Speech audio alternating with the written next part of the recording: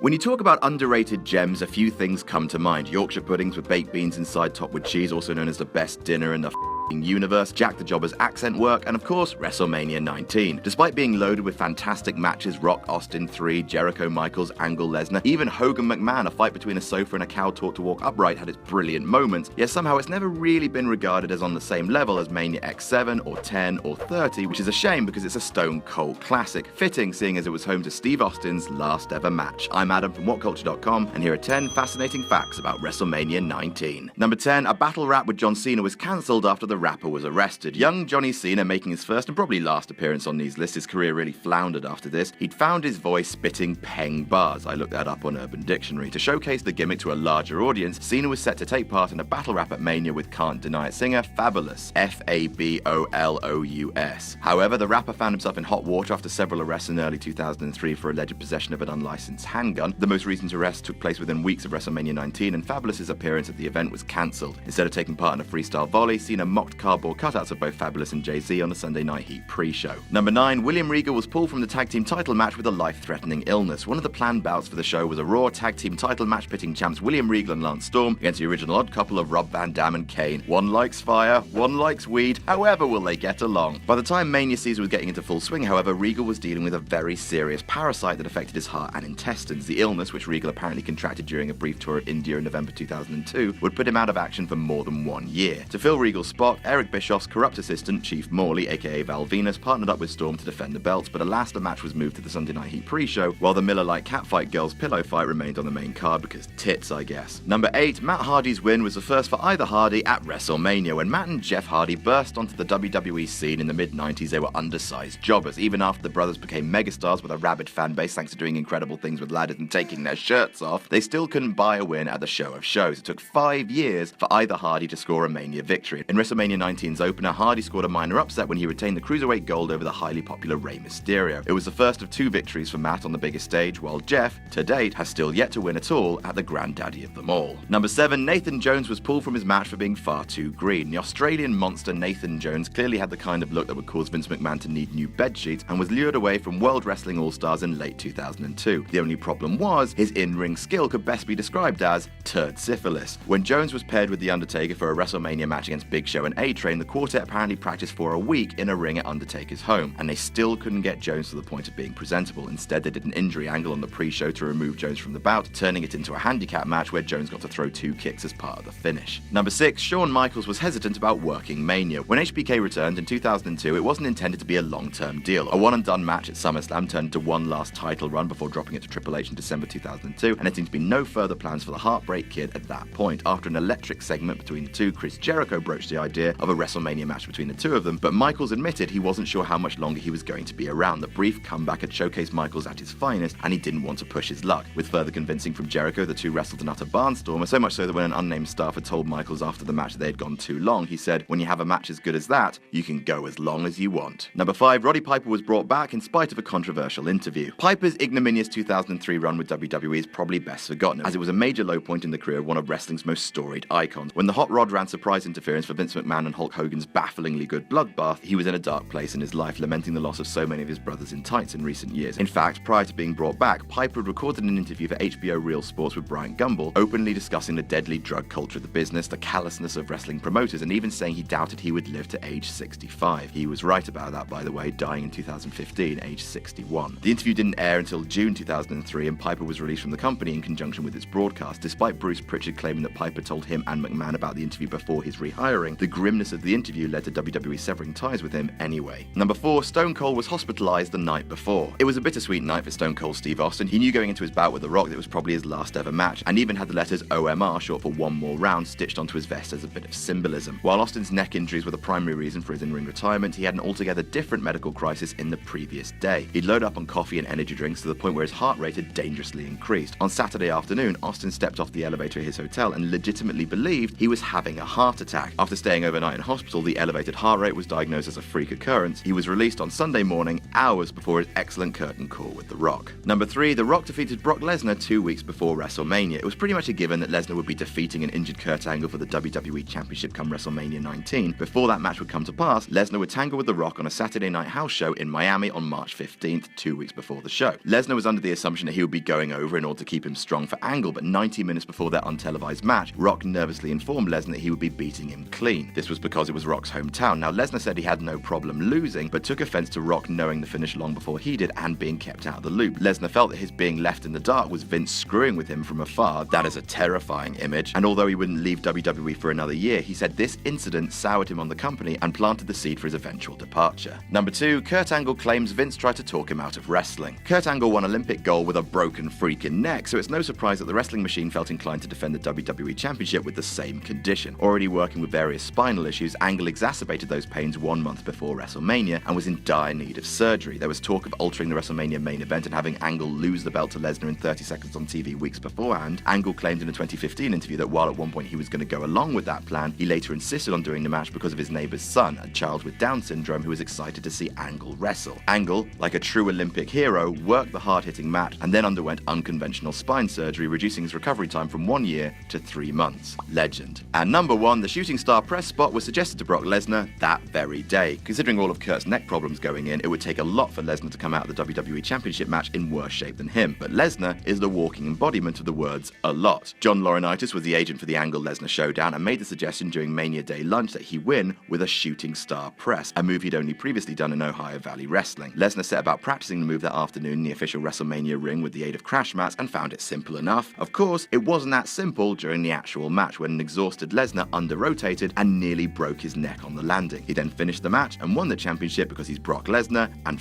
you, your whole day. And that's our list. Did we miss any out? Tell us about it in the comments. Don't forget to like, share, and subscribe. You can follow me on Twitter here, and you can also follow Justin Henry, the guy who writes these articles, here. I'm Adam from WhatCulture.com, and I'll see you soon. We're never going to stop doing magazines called wrestling. It's time for issue 4, the first magazine of 2017. And to celebrate, we're looking back on the wrestling year that was, including end-of-year awards for best and worst matches of 2016, best and worst wrestlers of 2016, best and worst feuds, and many more. Also, a gigantic career retrospective on AJ Styles, Dixie Carter's crimes against wrestling, and how WWE should have booked the road to WrestleMania 2016, written by this sexual Catherine Wheel. As ever, the magazine is available now to order at shop.whatculture.com. For the love of God, buy it.